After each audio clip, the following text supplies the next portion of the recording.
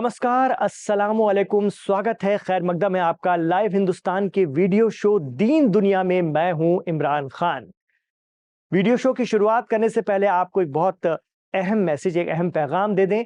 Live Hindustan ने आपके लिए शुरू किया है एक खास पॉडकास्ट, लाइव हिंदुस्तान पॉडकास्ट। यह हमारी पहली पहल है और आप इससे जुड़ रहे हैं, ये बहुत खुशी की बात है। इसका पहला एपिसोड जारी हो चुका है। हम लिंक आपको कमेंट बॉक्स पर दे रहे हैं, इसे जरूर देखिए। और इसमें खास तौर से मिडिल ईस्ट के हवाले से बात की गई है, जिसमें अशरफ जैदी, जो कि जाने माने सहाफी हैं, पत्रकार हैं हिंदुस्तान के, और जिन्होंने बहुत लंबा वक्त उन इलाकों में गुजारा है जहां पर रेजिस्टेंस है और जहां पर मुकावमत को लेकर के लगातार काम हो रहा है, उनके तजुर्बे आप इस पॉडकास्ट में सुन पाएंगे। और बहुत सी बातें, बहुत सी ऐसी बातें जो अब तक आपने कभी नहीं सुनी होंगी, इस पॉडकास्ट में आप जरूर सुनेंगे। 75 सालों का इतिहास तो ये बताता है कि आप हर लड़ाई के बाद कमजोर हुए और आज आपके हाथ में शायद गाजा पट्टी वाला एरिया भी नहीं है।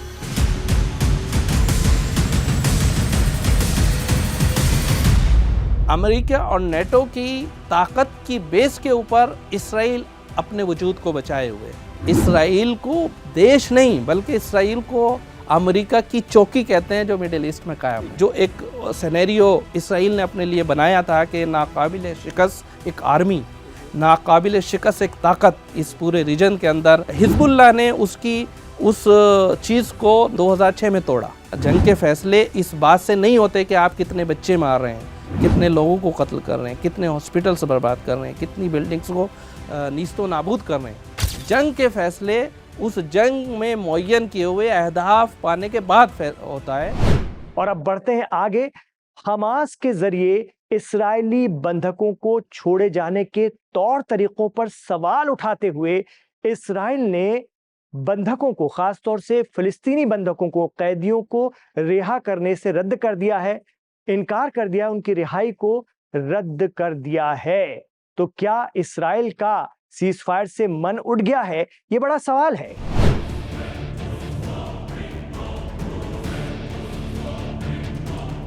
शायद इस्राएल को पसंद नहीं आ रहा है कि हमास उनके लोगों को तोहफे देकर कैसे दुनिया के सामने बाइज्जत और बाहिफाजत इस्राएल भेज रहा है। हमास की यह हिकमत अमली क्या इस्राएल को खल रही है, उन्हें चिढ़ा रही है? यह बड़ा सवाल है। हम नहीं कहते, लेकिन इस्राएल के ताजा रुख से तो कुछ ऐसा ही लग रहा है। जी हां, उसने इतवार को होने वाली फिलिस्तीनी कैदियों की रिहाई को मुस्तरद कर दिया। इधर फिलिस्तीनी अपने अहले खाना का इंतजार करते रहे, उधर इस्राएल ने बैरकों से बाहर लाए जा चुके फिलिस्तीनी कैदियों को फिर से पीएम नेतन्याहू के हुक्म पर वापस जेलों में भेज दिया।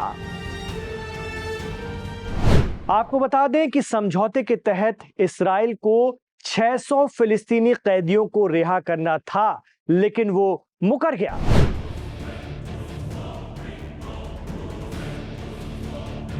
मीडिया रिपोर्ट्स की माने तो इस्राएल का इल्जाम है कि हमास इस्राएली बंधकों को सौंपने के लिए जो इवेंट का इनकाद कर रहा है वो अपमानजनक है, इस्राएल की बेइज्जती है। दरअसल पिछले जुमेरात या गुरुवार को हमास ने जब 4 इस्राएली बंधकों की लाशें इस्राएल को सौंपी तो स्टेज पर एक बैनर लगा हुआ था। इस बार बैनर में हमास के किसी लीडर की नहीं बल्कि पीएम बेंजामिन नेतन्याहू की तस्वीर थी। हमास ने उन्हें वैम्पायर या खून पीने वाले शैतान के तौर पर दिखाया था और ये जताने की कोशिश की थी कि इस्राएली माँ, 2 बच्चों और एक बुजुर्ग का कातिल हमास नहीं बल्कि इस्राएल है। बैनर पर लिखा हुआ था कि इस्राएली मिसाइलों के हमले में इन बंधकों को जान गंवानी पड़ी है। आरोप लग रहा है कि यही बात पीएम नेतन्याहू को बुरी लग गई है और उन्होंने फिलिस्तीनी कैदियों को ना छोड़े जाने का ऑर्डर जारी कर दिया है।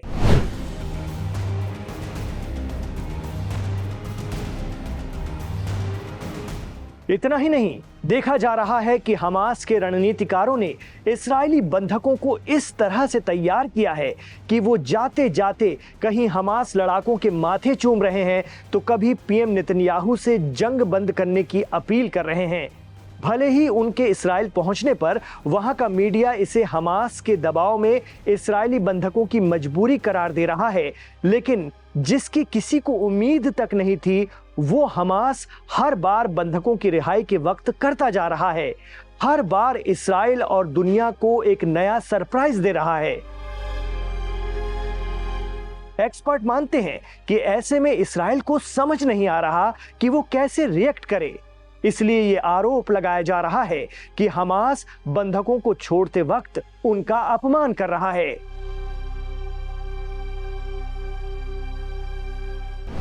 इधर हमास भी चुप नहीं बैठा है। उसने रविवार या इतवार को फिलिस्तीनी कैदियों की रिहाई को रद्द करने के इस्राएली फैसले की मजम्मत या निंदा की है।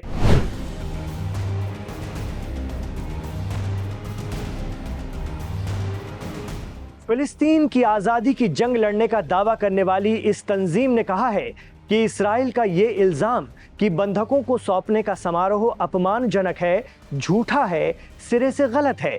ये गजा जंगबंदी समझौते के तहत इस्राएल का अपनी जिम्मेदारियों से बचने और मुकरने का एक बहाना है। हमास पॉलिटिकल विंग के लीडर इज्जत अल रश्क ने एक बयान में कहा है कि इस्राएल का ये फैसला अपने आप में बताता है कि पीएम नेतन्याहू जानबूझकर गजा के समझौते को बाधित करना चाहते हैं, रोकना चाहते हैं। उन्होंने इसे सीज फायर की शर्तों की खुली खिलाफ वर्जी बताया है और अपनी जिम्मेदारियों को नाफिज करने में भरोसे की कमी को दिखाता हुआ बताया है।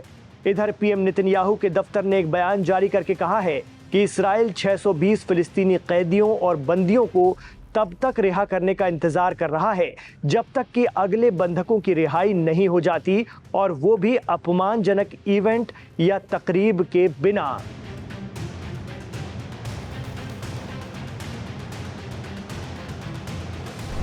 इस पर हमास पॉलिटिकल विंग के लीडर इज्जत अल रश्क ने कहा है कि हमने कभी भी बंधकों की कोई बेइज्जती नहीं की है, बल्कि दुनिया के सामने अपना प्यार उन पर उंडेला है।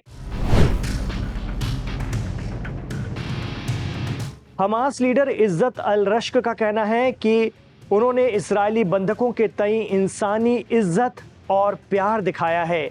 उन्होंने आगे कहा कि असली बेइज्जती तो वो है जो फिलिस्तीनी कैदियों को रिहाई के अमल के दौरान सहना पड़ता है।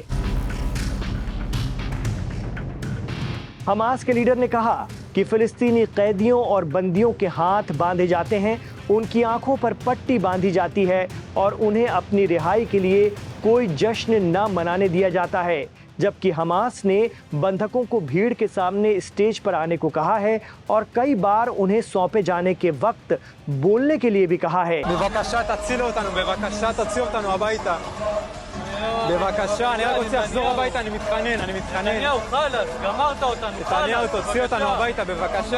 तो देखा जाए तो इस्राएल और हमास दोनों ही फिलिस्तीनी बंधकों की रिहाई को लेकर अपनी अपनी दलील दे रहे हैं, लेकिन सच्चाई तो यह है कि अभी भी 600 फिलिस्तीनी कैदी इस्राएल की कैद से आजाद होने का इंतजार कर रहे हैं। जहां तक सवाल इस बात का है कि गजा में जो इजराइल के कैदी हैं या इजराइल के बंदी है, उनको छोड़ते हुए समारोह क्यों होता है, तो वाजिब सी बात है, जो लोग बर्बाद हो गए, जो लोग मर गए हैं, अंततः उन्होंने एक महाशक्ति को झुकने पर मजबूर किया है।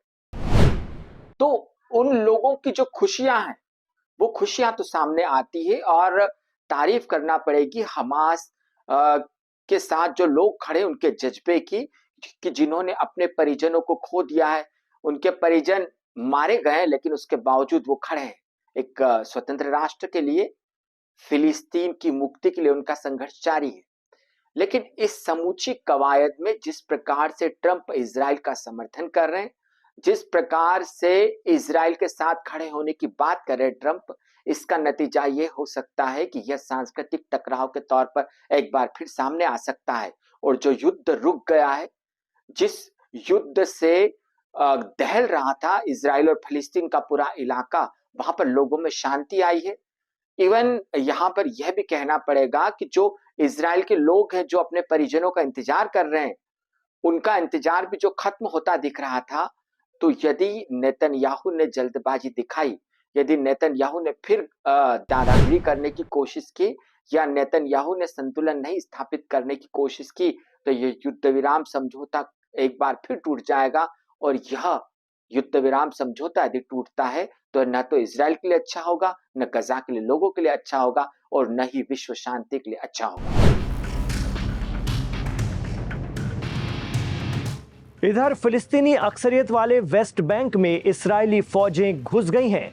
आईडीएफ ने जेनिन, जूडिया और समारिया शहरों में सड़कों पर टैंक उतार दिए हैं।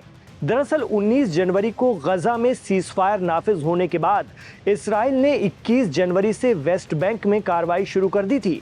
फिलिस्तीनी इसे इस्राएल के वेस्ट बैंक में कब्जे को मजबूत करने की कोशिश के तौर पर देखते हैं। वेस्ट बैंक में करीब 30 लाख फिलिस्तीनी इस्राएली फौज के कंट्रोल में जिंदगी गुजार रहे हैं और कहा जाता है कि लेबनान और गजा में लड़ाई रुकने के बाद पीएम नेतन्याहू पर वेस्ट बैंक में मुबैना या कथित दहशतगर्दी पर कार्रवाई करने का दबाव है। उधर इस्लामिक रेजिस्टेंस या ईरान की प्रतिरोध की धुरी का एक अहम हिस्सा माने जाने वाली तंजीम हिजबुल्लाह के चीफ सैयद हसन नसरुल्लाह की आखिरी रसूमात, आखिरी सफर बेरूत में, लेबनान की राजधानी बेरूत में पूरा किया गया। इस दौरान बहुत बड़ी तादाद में लोग उमड़ पड़े थे।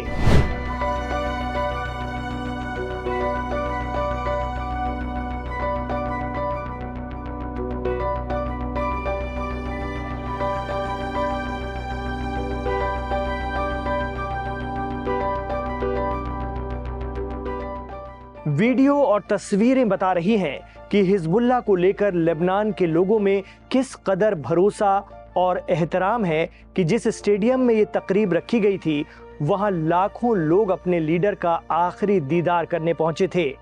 एसोसिएटेड प्रेस ने ये वीडियो जारी किए हैं।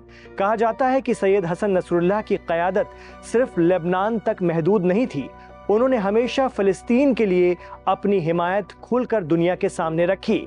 उन्होंने बार बार फिलिस्तीनियों के संघर्ष को समर्थन दिया और इस्राएली कब्जे वाले इलाकों में उनके अधिकारों के लिए लड़ाई को जायज ठहराया।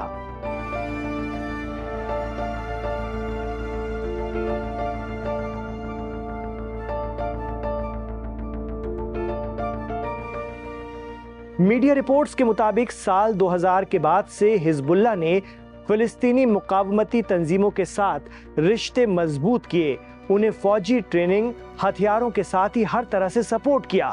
कहा जाता है कि सैयद हसन नसरुल्लाह ने हिजबुल्लाह को इस्राएल जैसी ताकतवर फौज से निपटने के लिए तैयार किया। इसके लिए उन्होंने फौजी ताकत के साथ साथ आवाम का सपोर्ट भी हासिल कर लिया। ईरान में IRGC यानी पासदारान इस्लाम के डिप्टी चीफ, ईरान के डिप्टी फॉरेन मिनिस्टर भी बेरूत स्टेडियम पहुंचे थे सैयद हसन नसरुल्लाह और सैयद हाशिम सफीउद्दीन को खिराजे अकीदत पेश करने।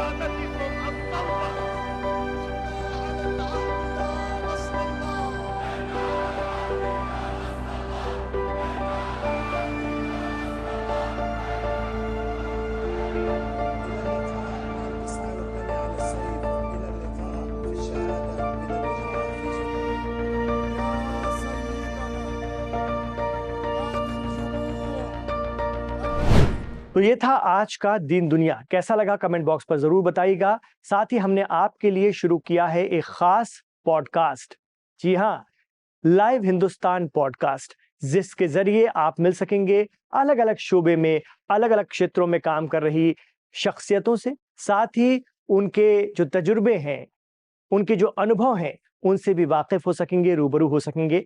इस पॉडकास्ट को आप जरूर देखिए और इसका जो पहला एपिसोड है, इसे आपने बेहद पसंद किया है, उसका लिंक यहां पर हम एक बार फिर से दे रहे हैं। कमेंट बॉक्स पर भी हम उसका लिंक जारी कर रहे हैं, आप जरूर देखिए। खास तौर से इसमें मिडिल ईस्ट, इस पहले पॉडकास्ट में मिडिल ईस्ट के हवाले से बहुत तफसील से बात की गई है और मिडिल ईस्ट मामलों के जानकार और सीनियर सहाफी, जिन्होंने बहुत लंबा वक्त मिडिल ईस्ट में गुजारा, खास तौर से उन इलाकों में गुजारा जहां पर रेजिस्टेंस या मुकावमत है और वो रेजिस्टेंस को लेकर काफी एक्सपीरियंस उनके पास है, तजुर्बा है, उन्होंने बहुत तफसील से इस बारे में बयां किया है। उनका नाम है अशरफ जैदी।